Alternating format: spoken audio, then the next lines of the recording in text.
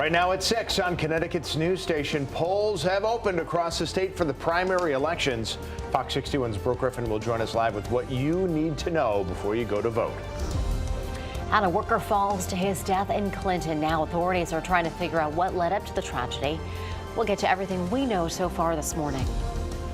Also, we're taking a closer look at where our state stands when it comes to just how many deadly crashes are happening on our roads. All local, all morning. This is Fox 61, Connecticut's news station. Good Tuesday morning. Thanks for starting yours off with us here at Fox 61 and Fox 61 Plus, America Areas. And I'm Tim Lammers. Good morning. A little cooler out there, but expect temps to rise. It's going to be another warm day. Let's get over to meteorologist Matt Scott. Nothing wrong with that, right? Some nice, good sleeping weather. You started to say that for a second there, like brace yourself. No, it's a little cool.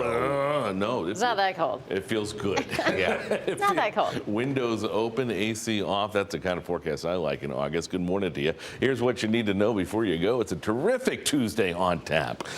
You can put the inflection anyway on any syllable you want. It's still good. Warming temperatures, the humidity still in check. Second half of the week, a little more on the August side. We'll talk about that coming up. Satellite radar pictures quiet, not looking for that to change. Here, there, everywhere across the land. 58 right now in Hartford, 66 in New Haven, and the weather's so nice in Groton that they've decided to sleep in and not turn on the thermometer. The dew point still behaving quite nicely, not looking for that to change anytime soon. Temperature-wise, into the mid to upper 70s by lunchtime.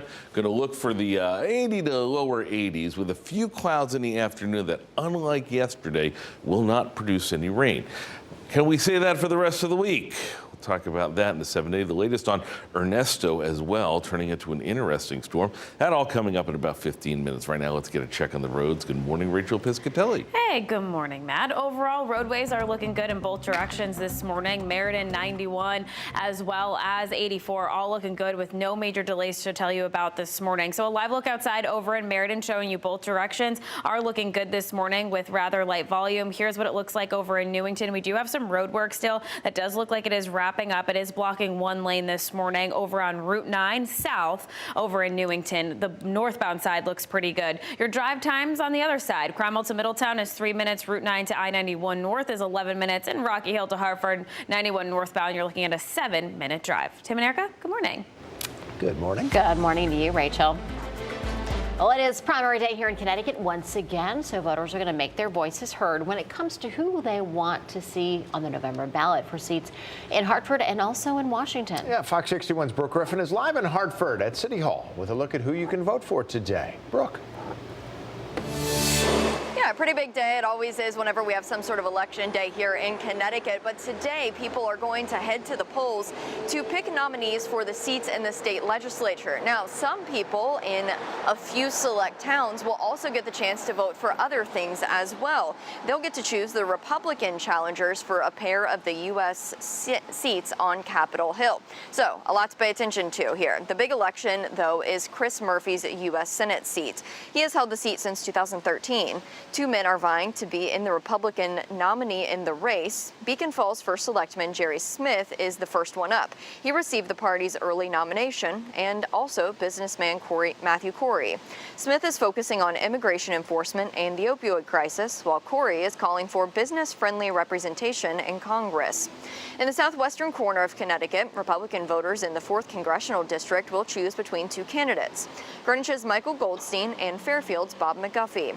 They're challenging incumbent Congressman Jim Himes, who has held the office since 2009. Goldstein is focused mostly on healthcare policy and costs, while McGuffey is outspoken about cutting down on foreign aid. Now, aside from those races, there are a handful of state senate and state representative primaries today as well. So, of course, you might want to know what your polling place is, where it may be, what time it opens. Head over to fox61.com. We have all of that information ready to go for you this morning, including what you need to bring whenever you vote. Head over there. We have you set up for that. Live in Hartford, Brooke Griffin, Fox 61, Connecticut's news station. All right, Brooke, thank you. Thank you, Brooke. Check back next hour. All right, federal safety officials will be investigating the death of a man in Clinton after he fell off the roof of a house. It happened yesterday at a home on Fox Hill Drive. Clinton police haven't released the man's name. They did say the homeowners hired a roofing company to do some repairs, and that company subcontracted the work out to another group. Both the Clinton police and the Occupational Safety and Health Administration will be looking into the death. Well, this morning we're told a motorcyclist was seriously hurt after crashing with a vehicle. West Hartford police say it happened last night at about 6:15. It happened near the intersection of Fern Street and Mount Road. Now, no other injuries were reported from this. If you did see the crash, if you know anything about what happened, you're asked to please call West Hartford Police. We now know the name of a woman who was killed in a hit and run in Waterbury. It's 36-year-old Michelle Trausch of Norwich. Police said she was hit while walking across East Main Street Saturday night, and she later died at a hospital. Again, Waterbury police are still looking for the driver, so please call them if you can help. A Hartford man is in custody on charges stemming from a deadly hit and run. Police say 45-year-old Clarence Cross was behind the wheel of a minivan when it crashed into an SUV early Sunday morning. This was at the intersection of Franklin Avenue and Adelaide Street. The driver of the SUV, Tonique Davis of Portland, died. Investigators say Cross does not have a license and his minivan is uninsured and also not registered. According to data from the Connecticut Department of Transportation, there have been 196 deaths on the road this year.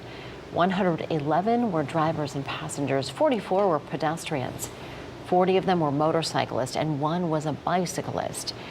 The number of pedestrians killed in Connecticut is the highest now than it has been in the last 6 years. I mean, when you say it like that, I mean, it sounds kind of crazy. I go home, I go to work, so I didn't really know, like, you know, that the streets was that bad out here. But I mean, when you say it like that, it sound kind of crazy because 2022 was just 2 years ago. So it's like, you know what I mean? But I stay out the way anyways. Meantime, the state DOT is in the process of installing wrong-way direction systems in some areas, some trouble areas across the state. A mother and child who were found dead after a house fire were not killed by the fire. That's according to a medical examiner. 19-year-old Charisma Johnson and 9-month-old Kylen Vernado were both found dead after a fire earlier this year on Geneva Avenue in Wallingford. But the medical examiner determined somebody had killed them before the fire. They died by asphyxiation, meaning they couldn't breathe. The child's father, Justin Vernado, died by suicide. There was a protective order that had prevented him from being at the home. That order stemmed from domestic violence charges. Well, family and friends are expected to remember a man who was killed in Hartford. The group Mothers United Against Violence will hold a gathering tonight to honor the memory of 36-year-old Antoine Gouge. He was killed last week in a shooting on Fish Fry Street. There are currently no suspects in the case, at least that we know of. Now this community vigil is scheduled for 6 p.m. today, right in the area where Gouge was killed.